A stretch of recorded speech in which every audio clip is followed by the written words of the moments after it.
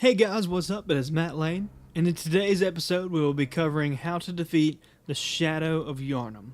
Now, from my personal perspective, a lot of the bosses from this point on can be pretty difficult. There are still a few easy ones left, but we're at what I consider the long stretch. The next several bosses are pretty difficult for most people. That being said, I will do my best to cover as many tips and tricks as I can. That way you have all the knowledge you need to defeat these bosses. So without further ado, let's talk about preparation for the Shadow of Yharnam. For starters, if you are having trouble, there is an NPC you can summon not too far from the boss gate. With any boss in this series, having an extra hand will always help even the playing field. In terms of items, there are several good choices that you can add to your hotbar. A Molotov cocktail is always good to get a little damage. If you're confident in your dodging and your defense, a Beast Blood pellet can really help you get some damage going. Just remember that it will cause you to take more damage in return. Bone Marrow Ash is a really good item to use.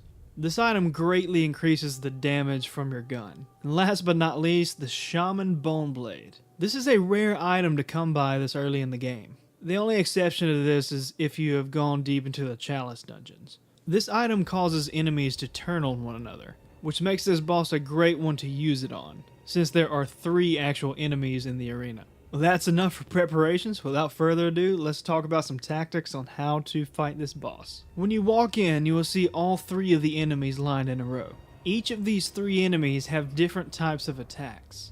The one you want to focus on first is the enemy with just the sword. This is the enemy who will try to engage you up close the most, which is why to me it only makes sense to take care of this guy first.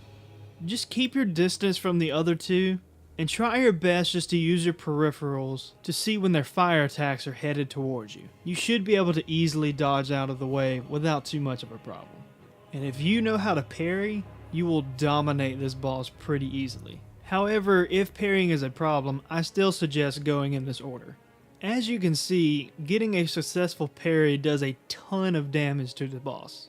You really only have to get them 2 to 3 times to take each of them out.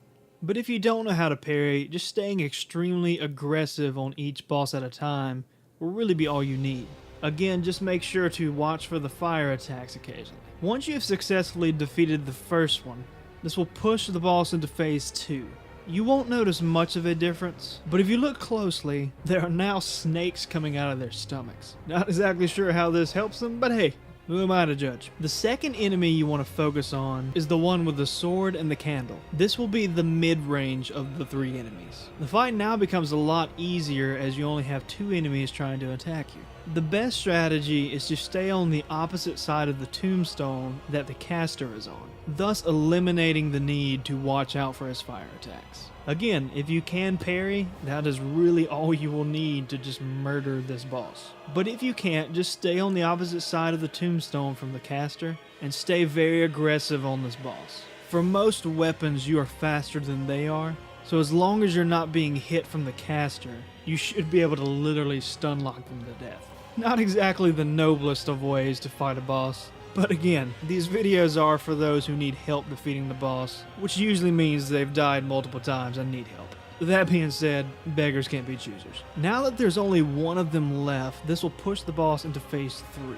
At this point, you need to be as aggressive as you can possibly be, because now this caster will also cast giant freaking snakes from under the arena, because that's a thing. This last enemy doesn't do a whole lot of physical attacks, so parrying will not be that useful for this last one. Try to stay as close as you can and just stun lock him as much as you can, without completely depleting your stamina bar, of course. Since this last enemy doesn't really have that many physical attacks, you should have no problem stun locking him with your normal attacks. That's it for this boss. Just make sure to focus on them one at a time. And for me personally, I suggest the one with the sword first, the one with the sword and the candle second, and then save the caster for last. If you make sure to stay aggressive and follow that order, you will have no problems defeating the Shadow of Yharnam. That's it for today's episode. Please like, comment, and subscribe for anything about anything. I will be more than happy to answer any questions that you may have. Make sure to stay tuned for next week's episode as we cover the Dark Beast Parl. Probably the biggest camera battle in the entire game. As always, thanks for watching, and we will see y'all next time.